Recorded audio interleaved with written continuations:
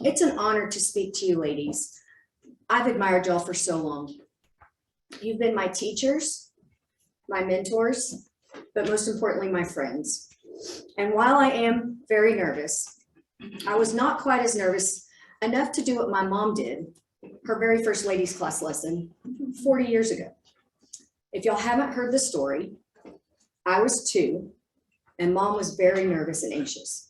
So she prayed, God, please give me a distraction so I don't think about how nervous I am. Don't ever pray that. As luck would have it, she ran back into the house on 28th, where Miss Hoffman lives now, went in to get something, and I somehow got out of my car seat, put the car in drive, and drove through the laundry room. So, if that tells you anything, pray for peace, never a distraction. Also, I'm encouraged by those of you who heard Dale's sermon 2 weeks ago on glory, where he said, no matter what a person tries to take credit for, nothing can take away from God's glory. That being said, I am comforted that even if I speak too quickly, can't stop shaking, or babble or mess up, God will help us all be blessed today. And with that, let's begin. This morning, we are discussing the 10 Commandments and how grace is woven within these laws. So let's start by quoting the 10 Commandments, the mom 10 Commandments, that is. Number 1, thou shalt not pee alone. Number 2, thou shalt not shower uninterrupted. Number 3, thou shalt not make meals that everyone loves. Number 4, thou shalt not have a crumbless floor. Number 5, which goes in my house very often, thou shalt not step on a Lego without swearing, at least in thy head. Number 6, thou shalt not make a phone call without thy children screaming in the background. Number 7, this is also true for us, thou shalt not ever truly finish laundry. Number 8 is good advice. Thou shalt not judge another parent without karma biting thee. And number 9 and 10 are my favorite. Thou shalt not gaze upon your sleeping child without a melting heart. And thou shalt not halt the hands of time, no matter how much you wish you could. But seriously, how confusing can the relationship between God's law and God's grace be?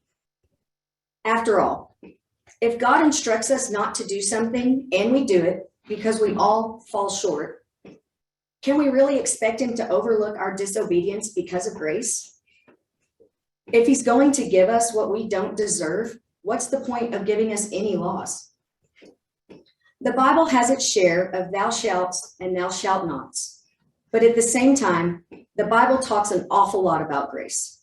So what is it? Grace, laws, is it both? How do they fit together? Good news, when we get finished today, it will all be crystal clear. That's a joke. But we're going to take a look at the most famous list of laws in the history of mankind and the story behind where they came from, the 10 Commandments. And we are about to discover the 10 Commandments do not stand in contrast to grace. They are introduced within the story of God's plan. I need a drink. I believe, for the most of us, we've all seen Charlton Heston's movie as Moses and the 10 Commandments, right? What the story that Hollywood doesn't tell us, and honestly, what I didn't realize, is the story leading up to Mount Sinai. Why was it called the Promised Land? It refers to the land portion of God's promise to Abraham we discussed in the chapter 2 of, I believe, Noah's lesson. Later, the Lord revealed to Abraham just how his descendants would come to possess the land promised. Number 1, your descendants will be strangers in a country not their own. Number 2, they will be enslaved and mistreated for 400 years. Number 3, I will punish the nation they serve as slaves and they will come out with great possessions. That's Genesis 15, 13 through 16. Sure enough, God's predictions came true. Joseph saved his family from starvation by relocating them to a fertile valley in Egypt. Abraham's descendants flourished. And just after a few generations, a family clan of 45 grew to a nation of possibly as many as 3 million, which became a source of great anxiety for Pharaoh because he had not known Joseph or Joseph's powerful God. The Pharaoh worried that the Israelites might support an invading army or lead a revolt against Egypt, so he pressed them into slavery. And so, as slaves, the Israelites had no government. Pharaoh was their king. They had no land of their own. They knew only captivity, oppression, poverty, and hopelessness. While their bloodline remained pure, as no Egyptian would ever marry a slave, their culture and perspective of God had become tainted with Egyptian superstitions. 430 years is a long time. And after studying for this lesson, I have a better understanding of the Israelites. True to his word, after 400 years of slavery, God raised Moses to lead the Israelites out of Egypt and claim the land he had promised Abraham. These events are detailed in the book of Exodus, as most of us know. Soon, after bringing them out of Egypt, but before settling them in the promised land, God wanted to define the national identity of the Hebrew people. They needed to know God as their forefathers, Abraham, Isaac, and Jacob had. Remember, it had been 400 years. He demonstrated his power in the miraculous events of the Exodus and claiming them as his own, purchasing them out of slavery. God gave the Israelites a set of rules to live by, not just the set of 10 rules. The law of Moses contains more than 600 rules, laws defining diet, sanitation, marriage, children, slaves, animals, and property rights. If you have read the book of Leviticus, and I applaud you if you have, that's a hard one to read. You might join me in saying, why so many laws? Why so much detail? Remember, this was a nation of slaves who had never been responsible for themselves. No government, no king, no judicial system, no laws. Just as we have many rules for our children, God was dealing with a nation of slaves. They had a pillar of smoke that led them through the desert. That was pretty much it. So God gave them a detailed plan of how to conduct themselves. Apparently, the 10 Commandments were the first commandments handed down. They were the high-level laws, the Big Ten, meant to set the tone. Along with the other 600 that would follow, they had nothing to do with where anybody would spend eternity.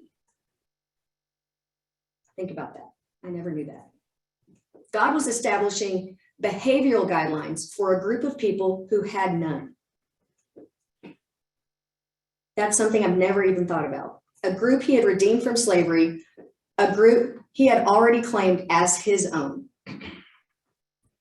Remember, the Israelites had only known Egyptian gods, gods that were cruel. They needed to know their God was not only powerful, as he had shown them through the plagues in Exodus, but a loving and grace-filled God. 3 months after the Exodus, somewhere between Egypt and the Promised Land, God called Moses to meet him on the summit of Mount Sinai. But before issuing the first law in Exodus 22, 20, verse 2, God said, "I'm the Lord your God." Wait, your God, not the God. I'll say it again. He didn't say, "I am the God." He said, "your God." Today we have tons of information and misinformation about God, but Moses and the Israelites knew almost nothing about him. All they knew was God had freed them from slavery and intended to settle them in the Promised Land. That's it.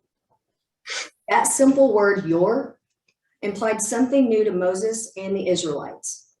They had only been exposed to gods that supposedly controlled the sun, the moon, storms, even birth and death. After so many years of slavery in Egypt, the idea of a personal God having a personal relationship with people had long faded from memory. Your God implies a relationship, but the Israelites hadn't done anything to deserve or establish a relationship. As slaves, they had nothing to offer. They didn't know how to please him. The phrase, your God, affirmed the fact that the Israelites already had a relationship with God. In essence, you are my people. God reestablished the relationship with the Israelites, a relationship that began more than 600 years earlier with Abraham. God initiated a relationship with his people before he even told them what the rules were. God knows something that every parent discovers. Rules without a relationship lead to rebellion. And relationships begin and end with trust. And the level of trust indicates the strength of a relationship. So, he gave rules after they shared a relationship. You can tell a lot about a person or a government by the rules they establish. For example, the number one rule at my house, remember who and whose you are.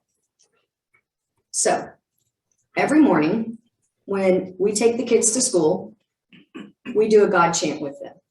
And y'all are going to do that with me now. I'm going to say something, you're going to repeat it. Got it? Everybody? I'm not telling you the answers.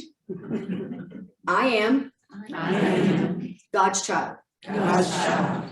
I am somebody. Because God don't make no junk. Amen? Amen.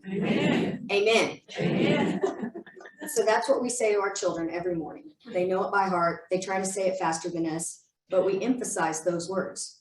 You are God's child. You are somebody, and you aren't any junk. God doesn't make junk. And then after that, we ask them a simple question. What are you going to be today? The answer, I'm going to be a light. I don't know if this is going to mean more to them today or 10 years down the road, but Ron and I pray that when the time comes for them to remember that they are God's child and they are somebody, or that they need to be a light, that's going to pop up in the back of their head and they're going to remember, and it's going to be firm and established in who they are. That rule, along with others, reveals something about mine and Ron's values. We protect best what we value most. The same is true of God. His rules reflect his values.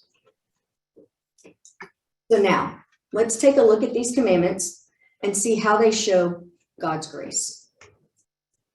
Number 1, you shall have no other gods before me or besides me, and you shall not make yourself an idol. Exodus 20:3-4. The first commandment has to do with trusting God to meet every need. Why did he need to say that? Because of their 400-year exposure to Egyptian gods. He didn't want them turning to multiple gods. He wanted to be their one, all-sufficient source of everything they needed. Why? Because guess what? I am the one and only. What is more important to God than mere obedience is our believing that I am, and that you trust in my character. Number 2, you shall not make for yourself an idol in the form of anything in heaven above, or on the earth beneath, or in the waters below. Exodus 20:4. The second commandment sounds like the first, but it introduces a new idea. God is forbidding any attempt to erect any kind of monument, fashion any kind of statue, or create any kind of image that represents him. The idea of a singular God was hard for the Israelites to grasp, and an invisible God made no sense to them at all. They had only been exposed to the Egyptians who actually worshiped these images. They sacrificed, prayed, and chanted to these idols to gain their attention. They even fed and clothed these statues. God needed us to know he is unrepresentable. He is utterly unique in every way. Whatever we can create, he is bigger. Whatever wonder of nature we can observe, he is more majestic. Whatever power in the universe we can discover, he is unmatched. God didn't want them to make him manageable. Something they could visit and leave behind, something they could create and then neglect, something they could acknowledge and then ignore. He didn't want them enslaved to inanimate objects when they had a living God ready and willing to set them free. As we all know, at this time, the Israelites had compelled Aaron to fashion a golden calf. Not content with an invisible God who actually exists, they comforted themselves with a physical representation of an imaginary God. And as my mom pointed out, not even a bull, it was a calf. Like, come on.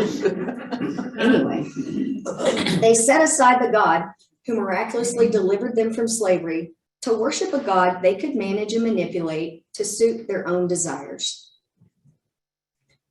Interesting that at the same time God was reaching out to the Israelites at the summit, they deserted him for a golden calf in the valley below.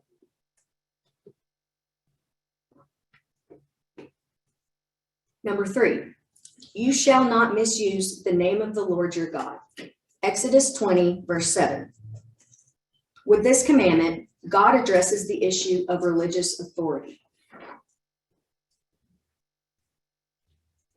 Honoring the Lord's name is very important, but he didn't give this commandment to discourage people from calling out his name when we hit our thumb with a hammer or stub our toe. Although if we respect him, we won't do that either. This commandment addresses a deeper concern. The clearest translation of the Hebrew word for the third commandment is do not misuse the name of the Lord. Do not attach God's name to something he hasn't attached to himself, and don't leverage the name of God in order to accomplish your own agenda. God was about to give the new nation of Israel hundreds of laws and statutes and didn't want them to start looking for loopholes. He knew people would try to use his name to support their traditions as a means of nullifying or sidestepping his law. In the book, the author gave an example of when the Israelites needed to take care of their elderly parents. It came time, the responsibility was passed down. But rather than using their resources, possessions, money, whatever they had, it became common for them to say, this is set aside for God, so I can't use it to help you. Jesus addresses this again in Mark 7, verses 9 through 13. You have a fine way of setting aside the commands of God in order to observe your own traditions. Thus, you nullify the word of God by your tradition that you have handed down, and you do many things like that. The first 3 commandments safeguard the relationship with God, while the 4th celebrates it. Number 4, remember the Sabbath day by keeping it holy. Exodus 20, verse 8. The Hebrew word Sabbath comes from the verb to stop. Referring back to creation, we all know the Lord created the world in 6 days, and then he rested on the 7th. God didn't rest because he was tired, but because he created his creation. And keeping the Sabbath is a constant reminder of his creation, that he provides for us. In keeping the Sabbath, we are to rest in his faithful, loving, abundant care. Using manna as an example, God wanted and still wants his people to remember that while work and effort are all good and encouraged, daily sustenance comes only from him. The fourth commandment, like the first three, support and reinforce the fact that Israel already had a relationship with God. It's just a matter of acknowledging their relationship and living in harmony with God's design. He called the Hebrews to live in complete dependence upon him, and as a result, to enjoy abundant living, spiritually and sometimes materially. Our needs are always met.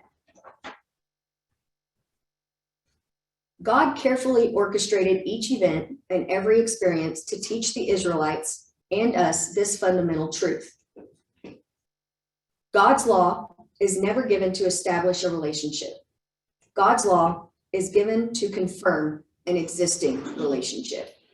The law of God is an expression of grace. God doesn't throw fences around people to make them his. God gives rules of conduct to those who already belong to him. The final 6 commandments were given to preserve the nation's liberty in very specific ways. God wanted them to maintain their freedom from tyranny and from the natural consequences of sin. While in Egypt, the Hebrews were subject to the laws of the Pharaoh, right? Well, if the Pharaoh changed, the laws could change. By giving Israel the law and not establishing a king, God made it possible for the Hebrew people to live under the rule of law, not under the rule of man. No longer would the people of Israel find themselves subject to the ever-shifting standards of a man. His intention was to establish a nation that loved his law because they trusted the source, God. We all know that eventually they wanted a human king, and God granted that request in 1 Samuel 8, 19 through 21. Hebrew kings, however, were bound by the constraints of divine law. They ruled the people, but they answered to God. Commandments 5 through 10 are highly relational in nature. They were given to teach the Israelites how to live peacefully with one another. After all, they come from an environment where they had no individual rights, where they were considered lesser valued than an animal. In Egypt, they were bought, sold, and traded. These new laws brought dignity to this new community. Number 5 is interesting that the list begins with a surprising commandment. Before prohibiting murder, adultery, stealing, lying, coveting, God instructed his people to honor your father and mother. And with this commandment, he included a sobering rationale so that you may live long in the land the Lord your God is giving you. Exodus 20, verse 12. I'll say it again for my mother's sake. Honor your father and mother so that you may live long in the land the Lord your God is giving you. Interesting fact about Gilda that y'all can hold over her head. When her grandmother taught her these commandments, she was terrified because she believed if she did not obey every single thing that her mom and dad told her, he would strike her dead right there. Only my kids had that fear. God regards honoring parents as the key to a peaceful, orderly, and stable society. Saying in effect, how you treat your mother and father will influence how you treat your fellow citizens, which will directly impact the future welfare of your country. And as a police officer's wife, I can say that's true. The Lord expected his people to revere their parents, even as adults. If you grow up honoring your parents, more than likely, you will lean toward honoring the people around you as well. And the commandments that follow center on extending honor to others. I'm going to read them, and then I'm going to pause, and then I'm going to tell you how they show you how to honor others as well. Number 6, you shall not murder. Exodus 20, verse 13. Honor other people's bodies. Number 7, you shall not commit adultery. Exodus 20, verse 14. Honor one another's marriages. Number 8, you shall not steal. Exodus 20:15. Honor others by respecting their ownership of property and possessions. Number 9, you shall not give false testimony against your neighbor. Exodus 20:16. Honor the reputations of others. Number 10, you shall not covet your neighbor's house. You shall not covet your neighbor's wife, his maidservant, manservant, or anything that belongs to your neighbor. Exodus 20, verse 17. To covet is to desire something so strongly that it erodes the relationship. So honor your neighbor. In these 6 commandments, God said simply to preserve your freedom, both personally and as a nation, honor one another. It becomes apparent these laws were not designed to keep Israel from something good. They were designed to protect the integrity of their relationships. These laws reflect God's grace towards his people. Like all of his commandments, they were given to help his people in their life of grace. Beyond the practical purpose of forming a nation and guiding his people, God gave his law to confront our sin and to demonstrate our need for a savior. God didn't give the law to make us good. God gave the law to expose our sin. He knew from the beginning that we would not and could not keep his law perfectly, even when reduced to 10 simple rules of conduct. However, the law includes a detailed sacrificial system for sinners to repent. Even here, we find the grace of God within the law of God. For the law didn't simply condemn sin. It included instructions for making amends. The law confronted humanity with both the seriousness of sin and the depth of God's grace. And we all know the rest of the story. As Moses came down from the mountain and Moses was angry because of the golden calf, in Exodus 20, verse 18, you can see that the Lord, all the people witnessed the thunder and lightning, the sound of the trumpet, and the mountain surrounded by smoke. When the people saw it, they trembled and stood at a distance.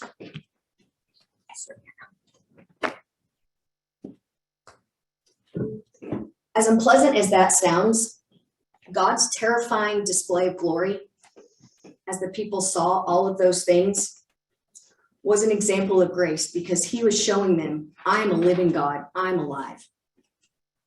And in Exodus 20:20, it says, do not be afraid. God has come to test you so that the fear of God will be with you and keep you from sinning. From the beginning, God knew mankind wouldn't get it right every time. Did your dad ever put the fear of God in you to keep you safe or to keep you on the straight and narrow? I'm sure y'all can all think of something. I'm certain my parents did, but for the life of me, I blocked it out. I don't know. Maybe I was just an angel all along. I mean, drive a car through the house. I mean, so as a parent for me, I've had more than my fair share of times when I had to scare my children, and I think it was just a parental reaction, but you know, in a parking lot, not paying attention, or don't touch that, it's hot, or, you know, don't punch your brother in the face. That's not the way you treat your sibling. I don't know. I tend to react viscerally, and it puts the fear in them and stops them in their tracks. I'm sure you've all had those moments. I always don't find them very proud, but it gets the job done. Without a doubt, no matter whenever I correct Logan in this way, he will argue with whatever I have to say. Why it's not his fault, why I'm wrong, explain what he was doing, he's going to argue. Whereas Luke, if y'all know my gentle giant, he'll just start crying.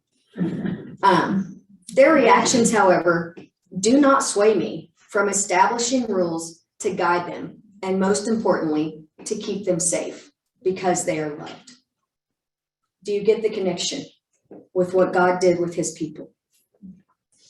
What was true of Israel is equally true for you and me. God's law, restated in the New Testament, is an extension of his grace to us. But his commandments don't stand in contrast to grace. They were given because of grace. He has provided his law to enable us to maintain our freedom from sin and its consequences. Looking back, it's easy to see that God's law is at the center of his grace. It's in the moment of temptation that his powerful truth slips away. If you find yourself measuring your own behavior against these ancient yet relevant instructions for life, remember that what was true of Israel is true for all of us as well. These divinely inspired instructions stand not as a gateway into a relationship with God, but as a confirmation that you already belong to him. So once again, I am God's child. I am somebody, because God don't make no junk. Thank you.